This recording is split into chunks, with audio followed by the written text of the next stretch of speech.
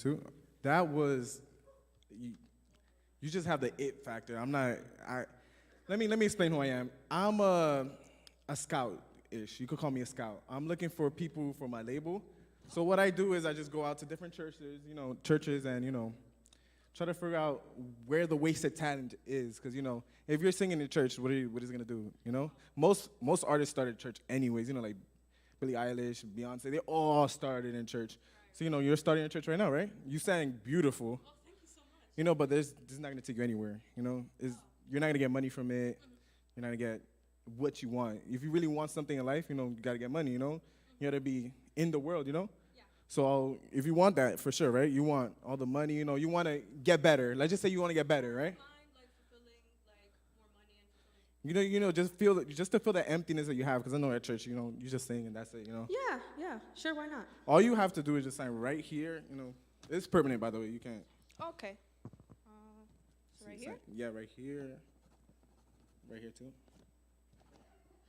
And just meet me in the studio. Wednesday morning works? Yep, it does work for you, right? Oh, cool. Okay. Thank you.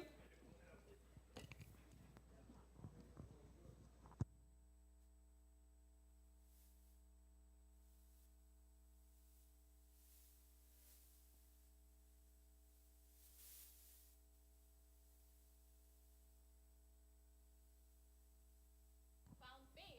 She changed her name to Nathi M. One day she was walking down the street and she had some random encounters. Oh my god! Oh my gosh!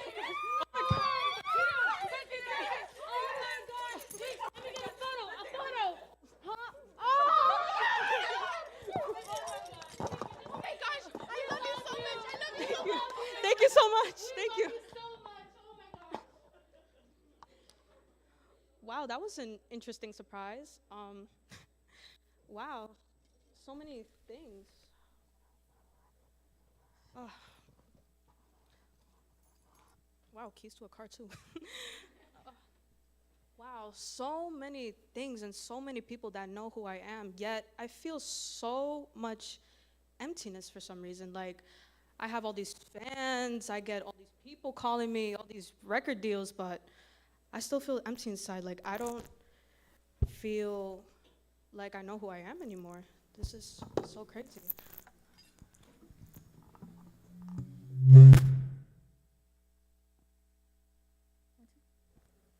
One, two.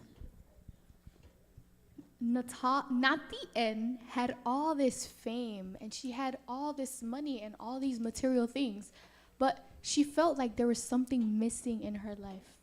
What was it that was missing? One day she was walking down the street and experienced something amazing.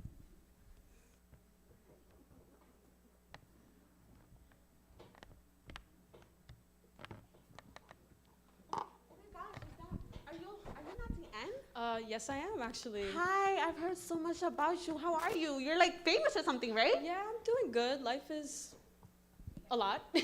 Okay, how's your mental health? Like, what are you doing around here? Like, aren't you supposed to be in like a fancy car, like a limo or something? Actually, where's your like, private security or whatever? Like, yeah, I usually like taking walks around here alone because this is actually where I grew up. Actually, really? You Yeah. grew up in Manhattan? Me too. Yeah. Oh, that's so crazy. Yeah.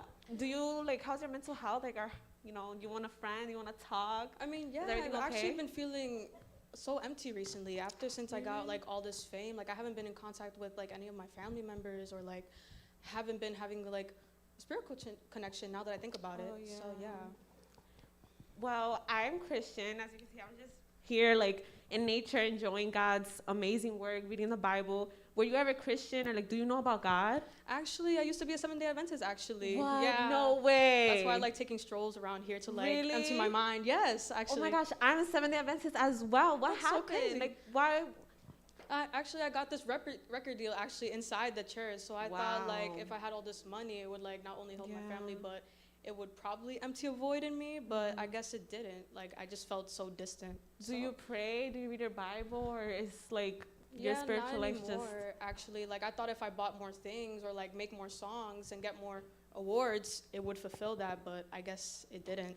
Well, so. I'm so glad that I ran into you today. I'm honestly shocked. I am starstruck, but I'm so happy I ran into you. I have actually this Bible, which I would love to give to you. Oh my gosh, thank you. This is actually the most valuable gift I've received. Wow. I hope you enjoy it. My number is in it, so you can call me. Perfect. I hope to become your friend so that we can work on your spiritual life and I guess bring you back to church. I think that would really help you and everything you're going through. I'm pretty sure everyone back at home misses you dearly. Yeah, I hope so. Thank you so much for everything. Thank Same. you. Okay, so I'll let's see go. you. Let's go.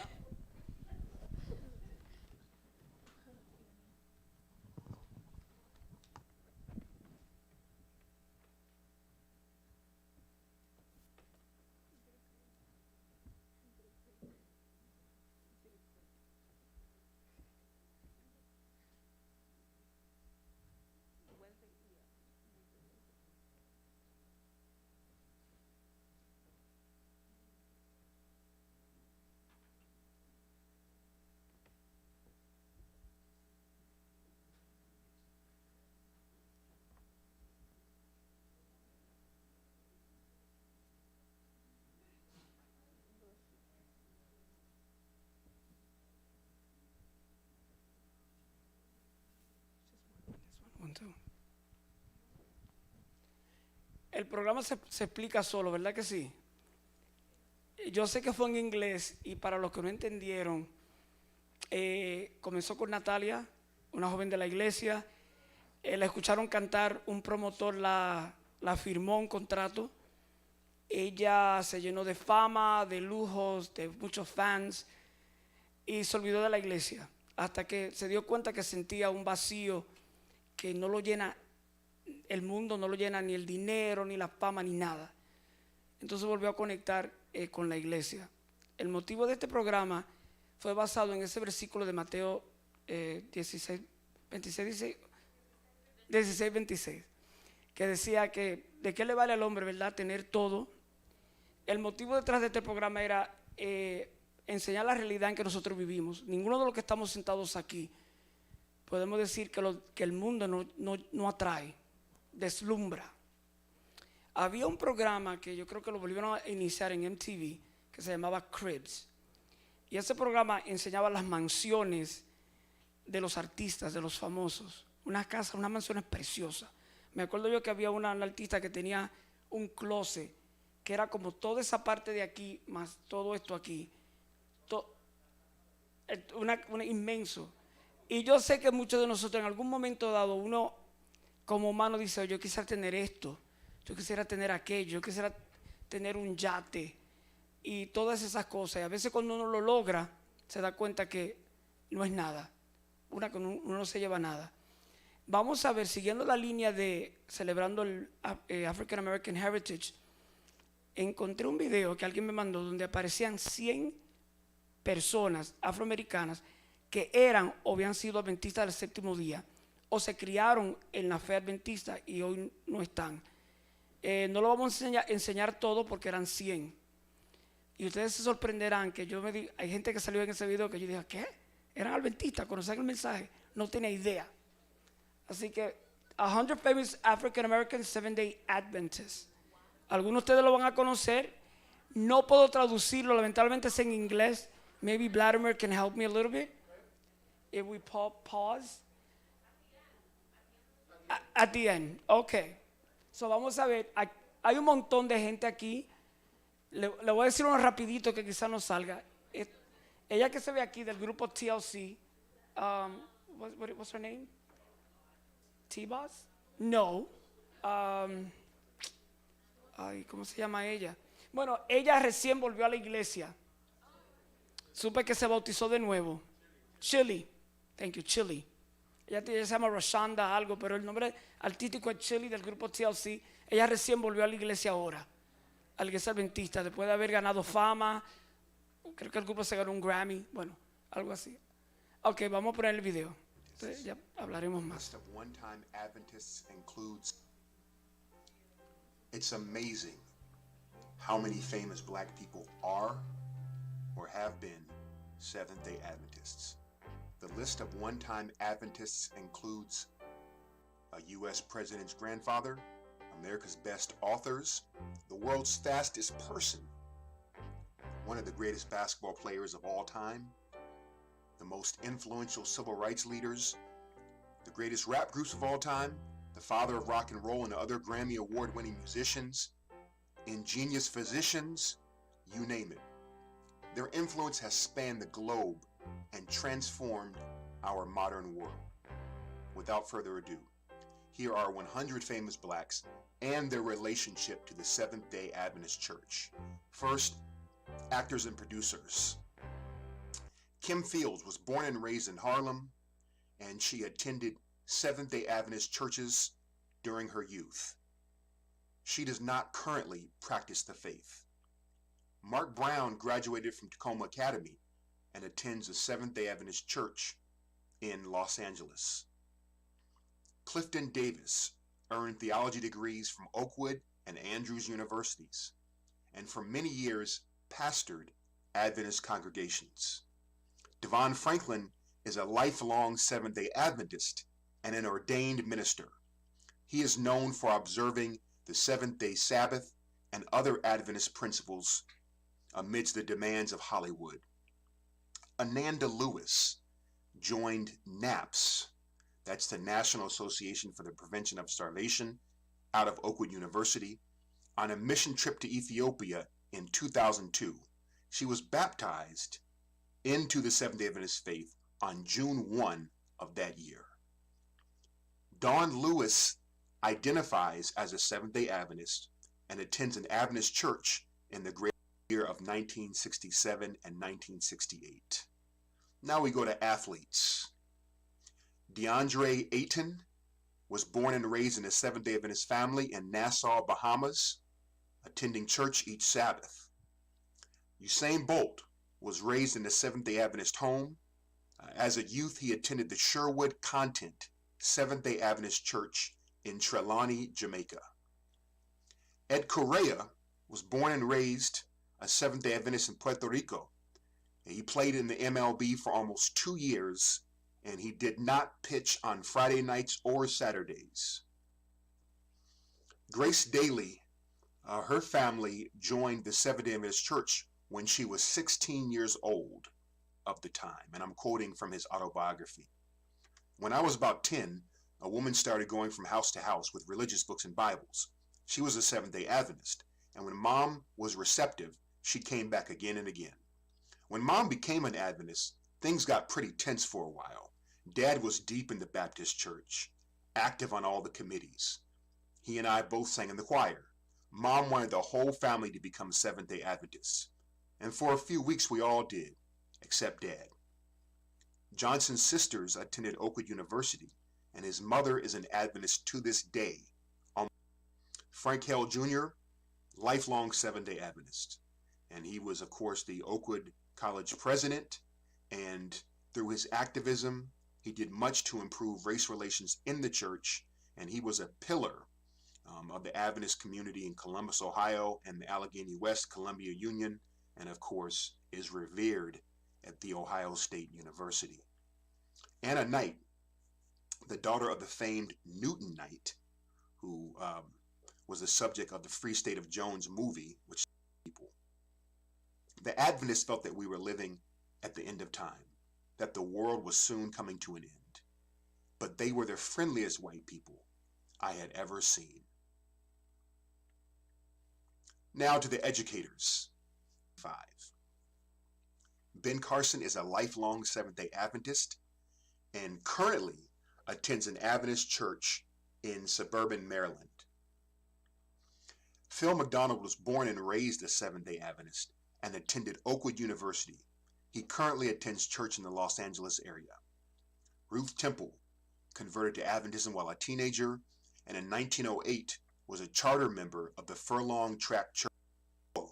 Was born in Milwaukee, but moved to New Orleans in his childhood.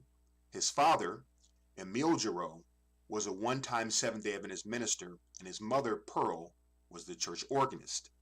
Giroux once quipped, quote, "I grew up the son of a Seventh-day Adventist minister, so I was really close to the church and sang church music between." Prince Rogers Nelson was raised a Seventh-day Adventist by his grandmother in Minneapolis, Minnesota, attending Glendale SDA Church. Prince reflected the following on his Adventist upbringing, quote, "I was made to go to church when I was young. Most things I got out of that is experience of the choir. As far as the message was concerned, a lot of it was based in fear. What will happen to you if you do something? And I don't think God is to be feared that way. I think he's a loving God." Prince's music is replete with Adventist symbolism. Little Richard, his name is Richard Penniman, and he was raised a Baptist, but converted to the Seventh-day Adventist Church in his early 20s through the preaching of E.C. Ward. Penniman attended Oakwood, and at various points he has operated as an Adventist evangelist. He has maintained a membership with the church throughout his life and has even distributed Steps to Christ and other SDA literature at his concerts. Muhammad Ali. In the mid-1970s, Ali purchased a farm in Berrien Springs, Michigan, just minutes from Andrews University. Although he hosted scores of seminary students who tried to win him to Adventism, he remained a Muslim until his death. Frederick Douglass is perhaps best known by Adventists as recognizing in the meteor shower of 1833 a welcome sign of the coming of Christ.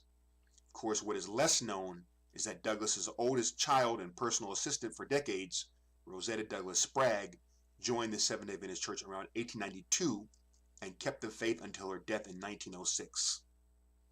Kirk Franklin was never an Adventist, but at 19 years old was the minister of music for the Grace Temple SDA Church in Fort Worth, Texas. Of the experience, he writes, quote, "If anything, Adventist churches are even more reserved and traditional than Baptist churches, but I didn't let that stop me. My musical style was a little wild for them at first, but they liked it. The choir started growing, so they didn't complain too loudly." Meagan Good, in 2012, she married the outspoken Seventh-day Adventist movie producer and lay minister Devon Franklin. Since then, she has frequently attended Adventist churches with him, and she gives her testimony. Barack Obama has real ties to the Seventh-day Adventist Church. Onyango Obama, Barack's grandfather, was one of the earliest converts to Adventism in the Kendu Bay, Lake Victoria region of Kenya. The Adventist missionaries Arthur and Helen Carscallen, they were from Canada, and Peter Nyambo from Malawi, began missionary work among the Luo people in 1906. Baptized into the faith at 9 years old, Onyango attended an Adventist boarding school established by the missionaries. So deeply was Adventism implanted among the Obama family that about half of the family is still Adventist today. And when Barack Obama was inaugurated in 2008, you could see, or when he was inaugurated in 2009, you could see them celebrating without alcohol and without unclean meat. Rosa Parks also had links to Adventism. In the summer of 1954, the great evangelist E.E. Cleveland held an evangelistic tent meeting in Montgomery. Some 500 people were baptized by the end of the year, quite a sizable amount for any city, but especially for Montgomery. Among those who attended the meetings on many nights was Rosa Parks, along with Martin Luther King Jr. and Ralph Abernathy. The next year, the town of Montgomery and the nation would be turned upside down when Rosa Parks refused to vacate her seat on a city bus for a white man. On that bus was Parks's friend, an Adventist woman named Meniola Dozier Smith, who vacated the bus in protest after Parks was arrested. Throughout her years of activism, Parks was mentored by the Oakwood and Loma Linda University alumnus T.R.M. Howard.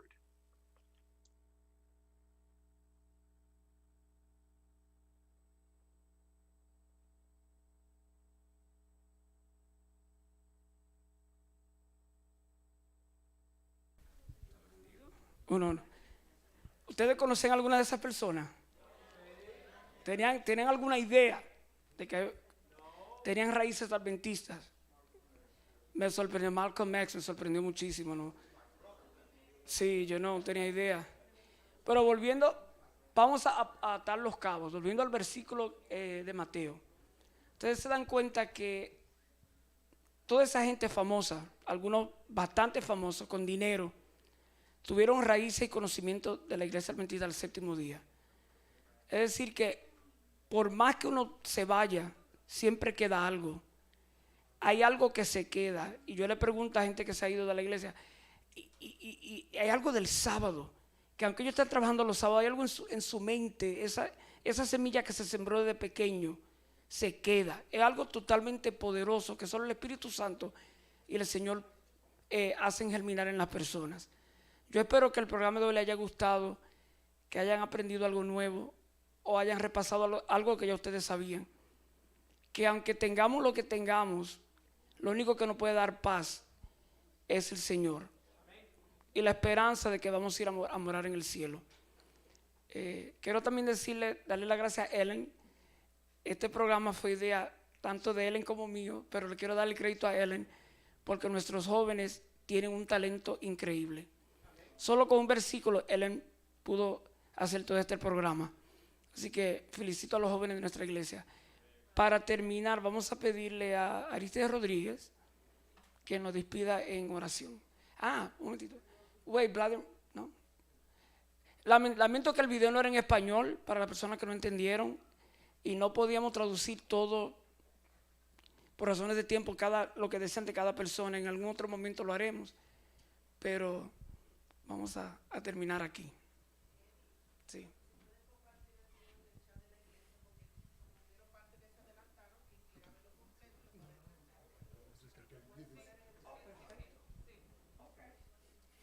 Bien, mis hermanos, gracias una vez más a nuestros jóvenes por este lindo programa. Queremos decirle a ustedes que si en algún momento de su vida ustedes sienten la tentación de irse de la iglesia, quiera Dios que no suceda.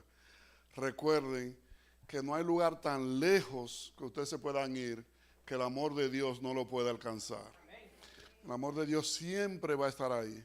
El ser humano puede fallar, el pastor de la iglesia puede fallar, los ancianos, la iglesia, todo, pero Dios nunca lo va a dejar. Recuerden siempre en eso. Cuando se encuentren allá en lo más hondo, cuando ustedes crean que ha llegado tan lejos que nadie lo puede alcanzar, no se dejen engañar por el diablo.